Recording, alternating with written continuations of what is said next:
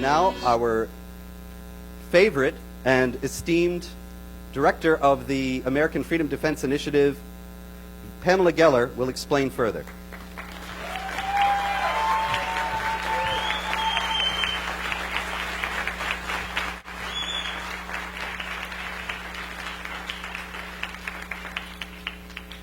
Thank you so much for coming. God bless you for coming. I'm going to keep my remarks abridged because I want you to hear the people that are on the dais. Couple of brief. I'm going to go into the trailer for 10 minutes, but first I want to warn you that it's very graphic. I told the 9/11 family members I suggested they leave, and I wasn't doing it to be provocative.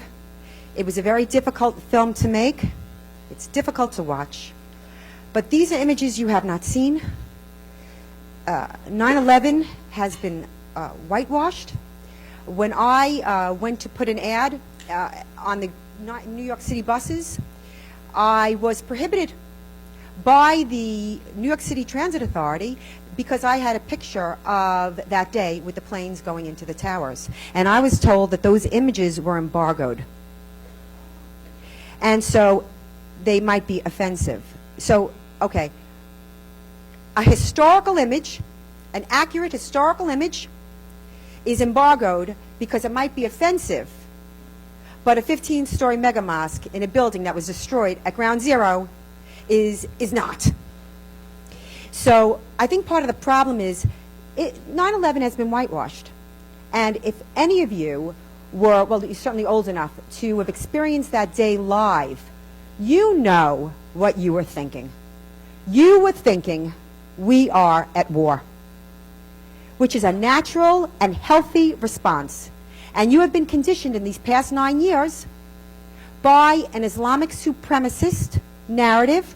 That's what it is, the enforcement of Sharia. Do not defame Islam. Do not insult Islam. In Muslim countries, if you defame or insult Islam, it's blasphemy, and they kill you. They kill you. Look what's happening in Pakistan. Look what's happening in Indonesia. Look what's happening across the world. In the West, if you defame or insult Islam, it's character assassination. Many people have come to me and said, you know, I don't know, maybe I don't want your name affiliated with it, you know, and I understand it's perfectly fine. And I said, just remember, when you take these actions, you are Pamela Geller. It ain't Pamela Geller. It's what Pamela Geller is saying. You are a racist, Islamophobic, anti-Muslim bigot. That's what happens. And why is that? It's to shut you up. Do not shut up.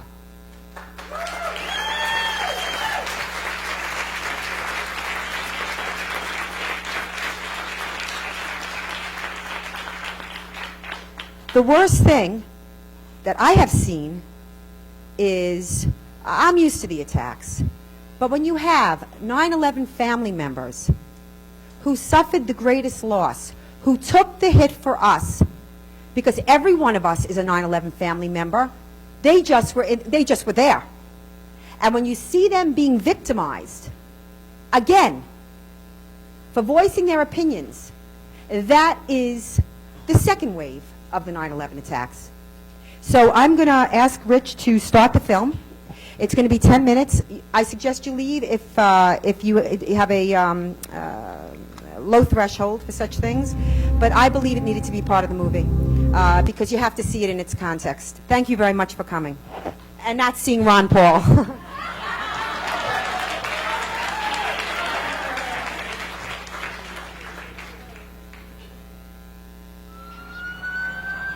There is black smoke coming from both of the towers.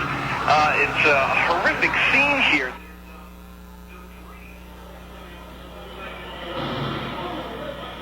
That was the sound of someone falling.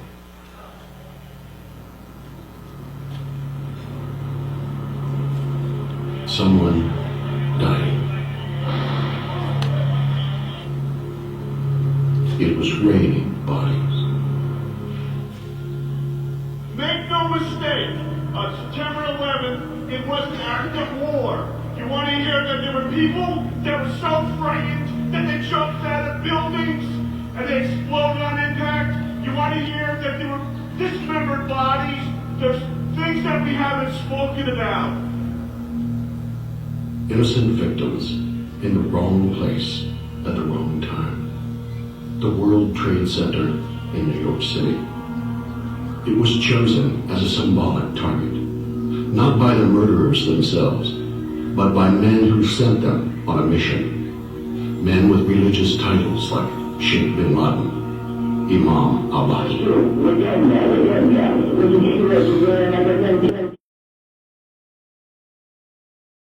First, I'd like very much for you to give a warm welcome to Rosaline Town, who's been very vocal.